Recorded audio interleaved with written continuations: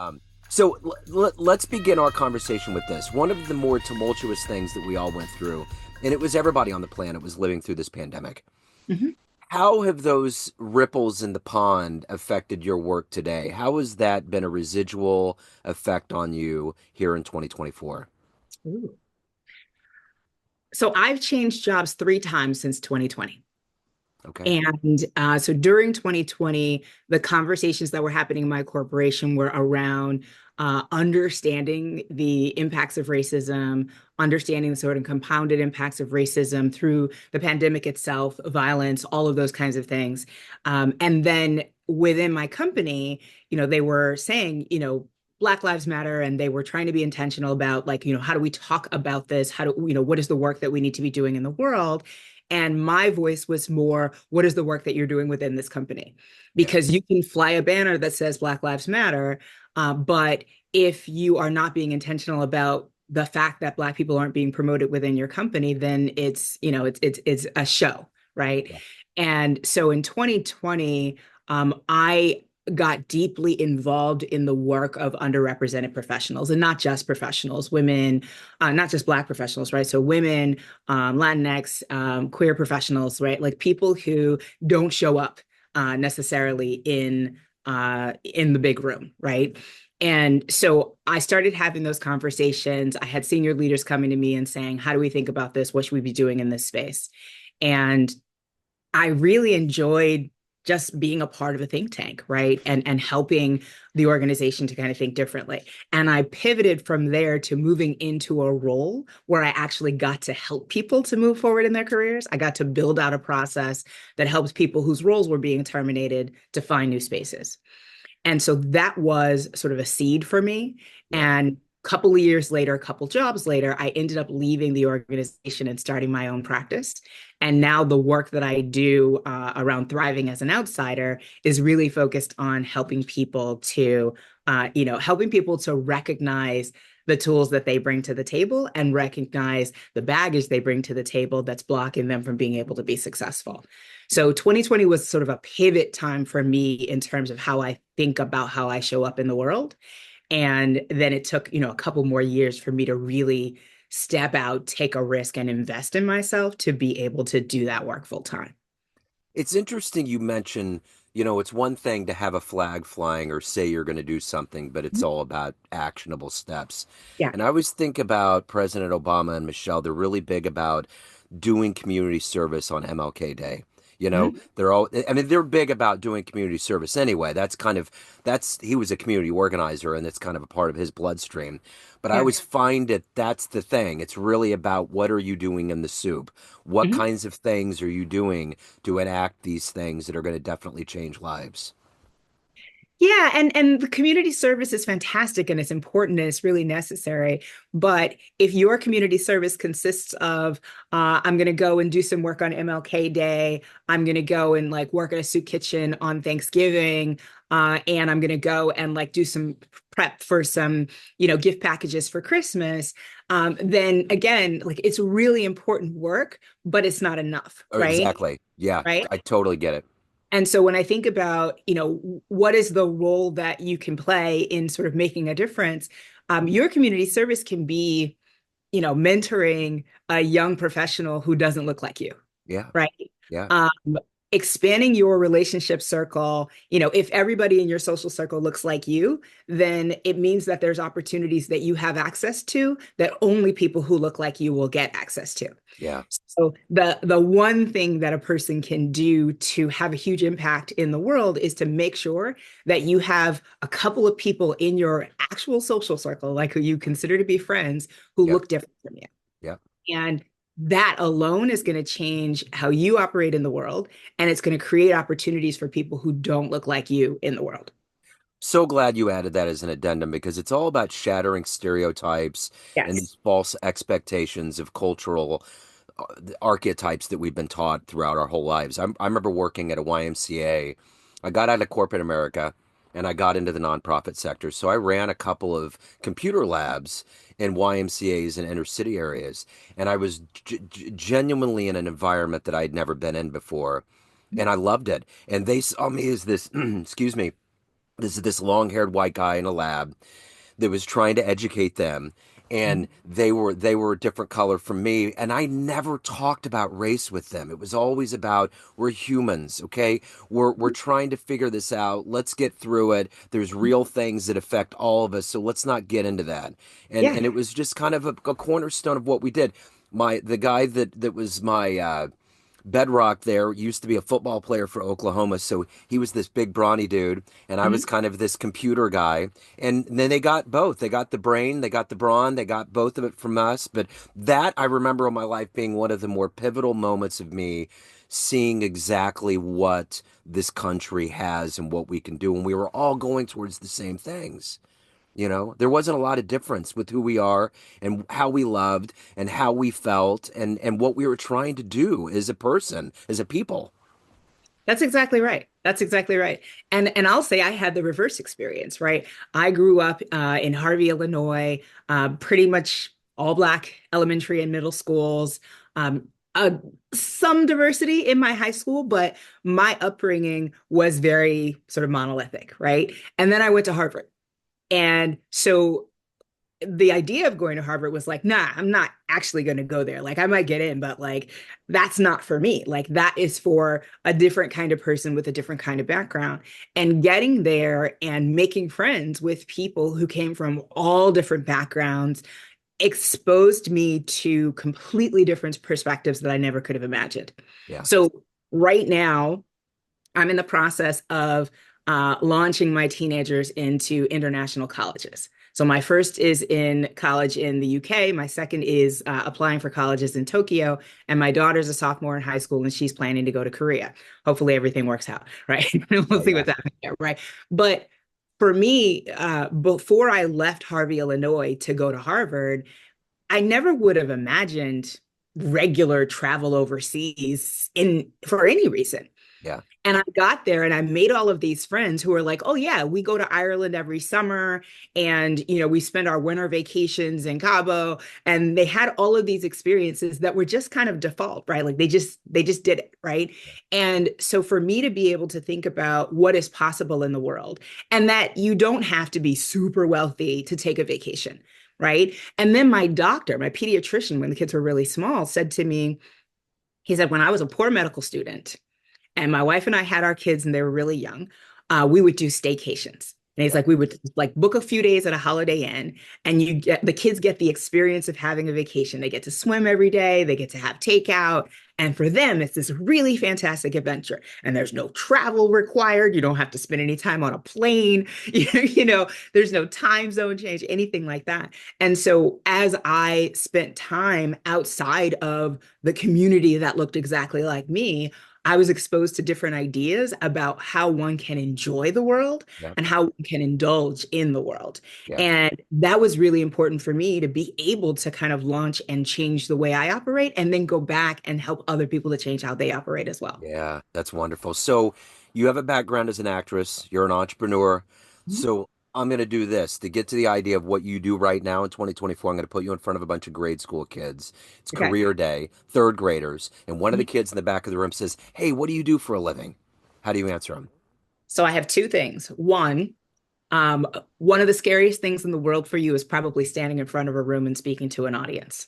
I can teach you how to not be scared. I can teach you how to be amazing when you stand in front of the audience and be comfortable and feel amazing and help the audience to love you. That's one. Yeah. And the second is you're probably learning some things right now that are gonna that are not right. You're learning some things culturally and socially about how you're supposed to behave that don't make sense. And if you grow up and you carry those ideas with you, then those ideas are going to make it harder for you to be great, to be successful, to be really awesome at your job, to get a lot of money and big titles and a lot of responsibility. And so, what I do right now is I help people to look back to when they were your age and understand the things that they learned that don't make them successful and stop doing those things. Yeah. Well said. So, what was your dream when you were in the third grade? What did you want to be when you grew up? I wanted to be a doctor or a lawyer. So my question to you is this: how did it become acting and becoming an entrepreneur? How did those seeds early on in your life get planted to grow and harvest into who you are? I started acting when I was 8 years old because I was an extreme introvert. I got bullied, and I decided that I needed to be seen in order to be safe. Yeah, And so creating visibility for myself meant raising my hands when the teachers wanted somebody to do something. And so I started acting. I was in my first play. It was a Thanksgiving play. It was called Thankful's Red Beads, and I played Thankful. And and that was the first time I was on stage, and I loved it, and I had a great time doing it. And from that point forward, I continued to do theater. I continued to raise my hand whenever somebody needed someone, and that led eventually to being a professional actress. The other side of that is, as a poor kid, once I went into my acting career, of course, I didn't have anybody to pay my rent for me or take care of my bills. I had to work at the same time. So I had a day job working in corporate spaces. And as I jumped around from one day job to another to support my acting habit, I learned a lot of things about how people operate in corporate spaces. And as an actress, I create characters, and I can see when you're creating a character, yeah. right? I can see when people are presenting themselves as something, and I can help them to understand how to present themselves as something else. And so I had a manager who asked me to teach a group of introverts to speak. Yeah. And that was my first workshop. That was my first training. And it was a powerful, powerful experience. Yeah. Then I was able to move from there to doing more coaching, more training, and really learn how much I loved it and how good I was at it. So on this trajectory of your professional life, what's the best advice you've ever gotten? The no is not for me. Okay. So you hear the no and it can stop you or it can pivot you.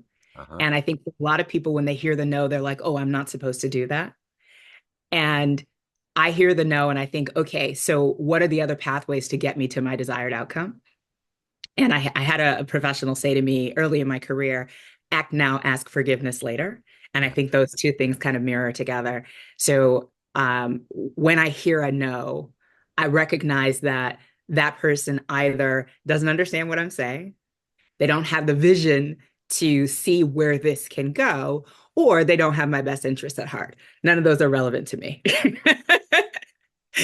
And ultimately, I want to get to my desired goal. And so I'm going to find the other path, or the other ally, or the other opportunity, but we're going to get to where we're supposed to be. And later, you'll thank me for it.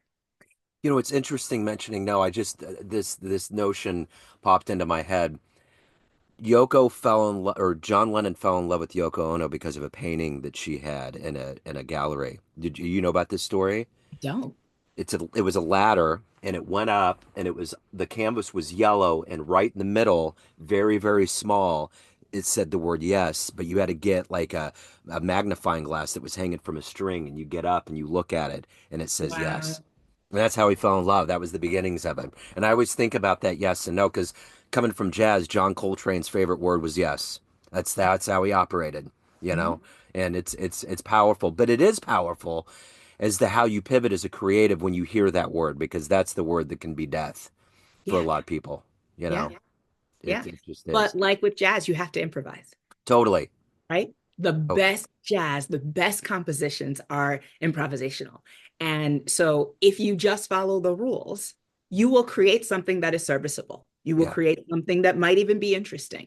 yeah, But if you improvise, you will yeah. stir the soul. It's freedom. Like anytime I ask these from Sonny Rollins all the way down to local cats in Kansas City, what is it that you love about it? It's always the freedom.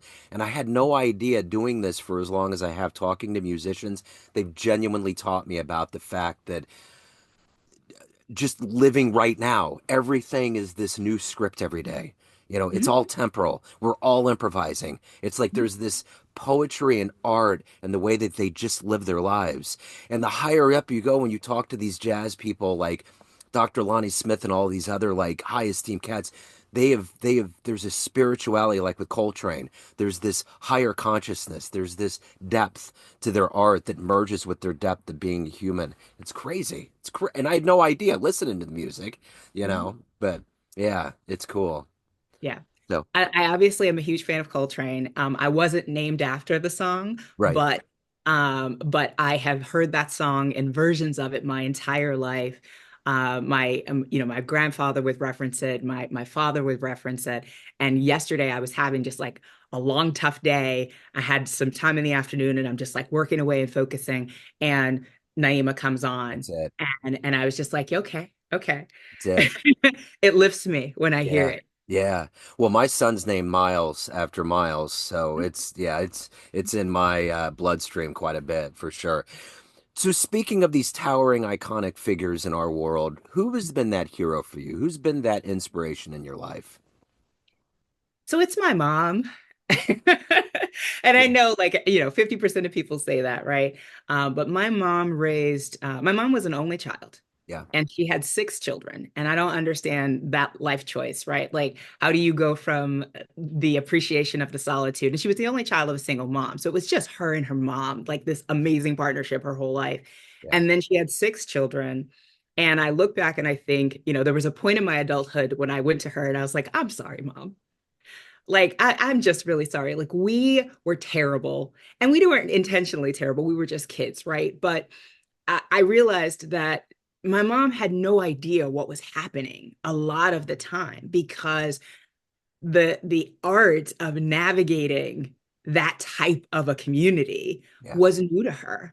And yet she did it with grace, Yeah. and she worked really hard to make sure that we had every possible opportunity. Um, in my childhood, we were evicted many, many, many, many times. We moved every couple of years and we landed in a home every single time, Yeah. right? And so for her and my father, their ability to keep us housed was really powerful. Their ability to turn our eyes towards the world and make sure that we were focused on something greater was really powerful. And then the no, right? The lesson around the no. Yeah. I told my mom once, I came home for college and there was this pizza place. And every once in a while, we'd get this treat where we'd get, takeout from this pizza place. And there's a little town newspaper called like the Penny Saver. And the Penny Saver had a coupon for a 2-liter RC cola uh, for a penny if you bought like a large pizza or something like that. And so that was our treat. We get a large pizza and a 2-liter RC. And my mom got out of the car that night and she was like, okay, I'm going to run in to grab the pizza. She's like, I don't have the coupon with me, but they'll give it to me. And I watched her through the window talking to the guy. And I saw the guy say, no, sorry, I can't help you. Like, you can't have it. Like, you have to have the coupon, blah, blah, blah. Like, there was a very clear no. And then when she came out, she had the pizza and the pop. And I was like, did you pay for it? And she says, no. I was like, but he said no. She's like, well, of course I got him to give it to me. And that was the moment where I realized I'm like, Mom, I've watched you turn no's into yeses my entire life. I've watched you create opportunities for us with no resources, no resources. Yeah. And it was so impressive, but it was silent, right? She wasn't telling me this is what she was doing. I was just watching her. Yeah. And I think that part of my resilience in the world and how I approach just whatever it is, I'm going to get the best possible for me, for my children, for my loved ones. I know how to do that because she set that example for me my entire childhood. Yeah. So I'm curious as an actress, that's a hard world to get into. There's a lot that goes into it. Yeah. What was a magic performance or moment that you had on stage that just kind of took you to another place? So I played a character based on a true story, 17-year-old recovering crack addict.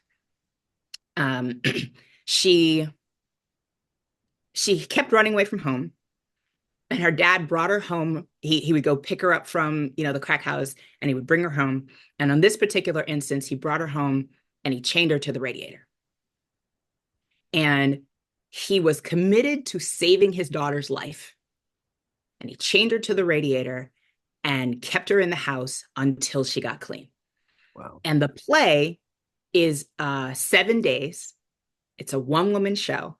Wow. And you go through the trajectory of her um, coming down from the high and telling the story. Wow. I had no personal knowledge of anything in this scenario, right? I had nothing personal to pull from. Yeah. And it was challenging because I read the script and I said, we have to do this show, right? I told my director, I'm like, this is incredible. We have to do this show. Yeah. And so you jump in and then you're like, oh, I have no idea what I'm doing. And it was frustrating because during rehearsals, he'd say, there's a scene where she talks about how good it feels to be high. And every day he would say, I don't believe you. I don't believe you. I don't believe you. Naeemah, I need you to commit to this. I don't believe you. And it was super frustrating for me because I was trying to play it, but I was playing it. I wasn't living it. And I had a breakthrough. And I was able to find the inspiration to be able to create this moment. But then I didn't believe me, right? And so the whole time, we're going through this, and I'm like, I don't know. I don't know if this is actually true or if it's playing, Yeah. right? And when you're on stage, it has to be true. Yeah. And so two things happen.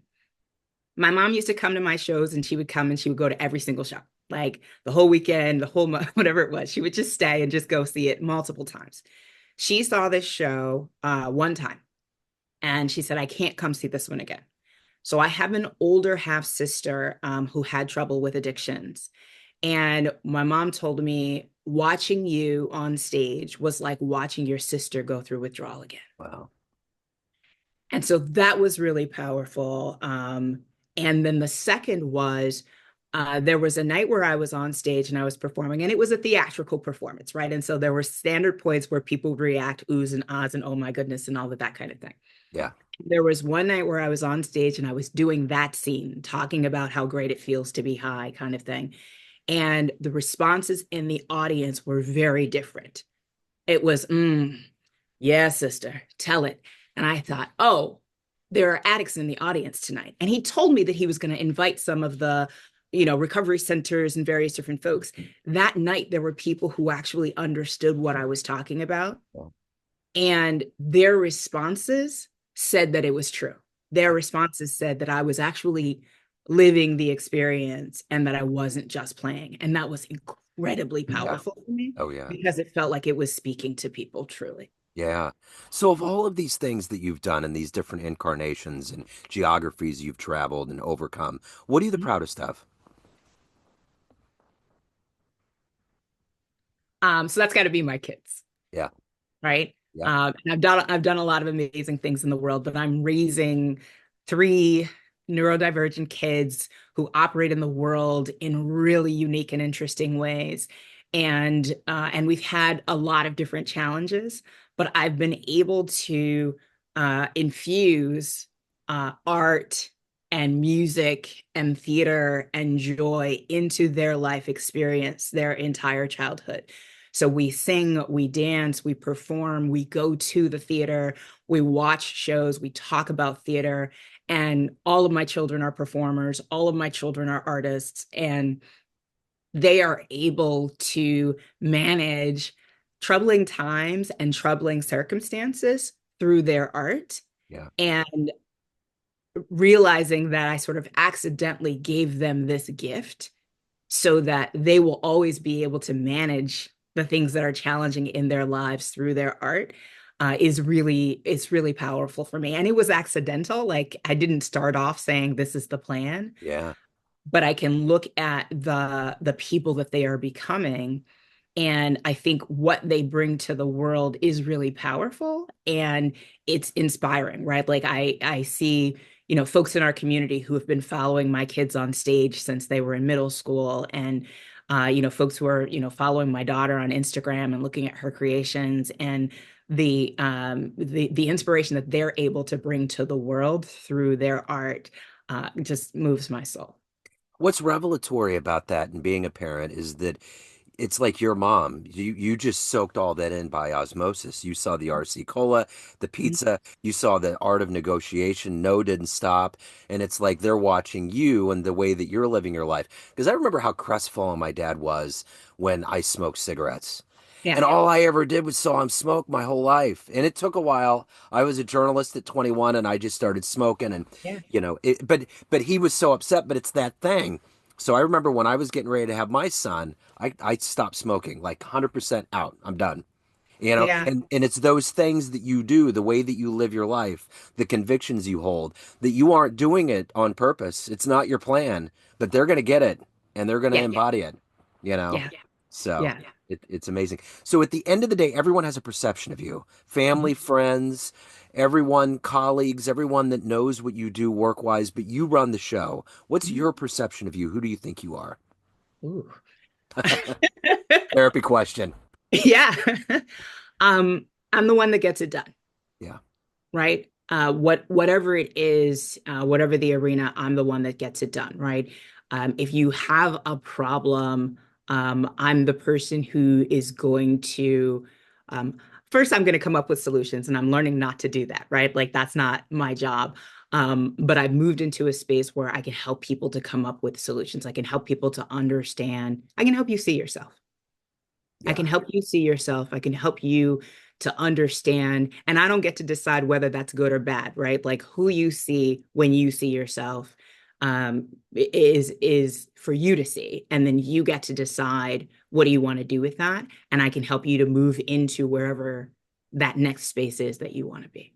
Speaking of, this is a natural progression. If anyone wants to reach out, hire you, learn more, any questions, anything about your world, where do they go? Find me on LinkedIn. So Naeemah Elias, and we'll have the link in the show notes. I'm posting on a regular basis. I check messages there, and so you can message me there and grab a consultation and come in and let's chat. Okay. Man, if I could image this interview with the Coltrane tune, but I know it'll get hit by copyright, I would. It would be so much fun, but just let you know up front, it would be great. But That would be amazing. this has been wonderful. Thank you so much for your time. Thank you for your story. I loved it. Thank you. Thank you, Joe. I enjoyed our conversation. Absolutely.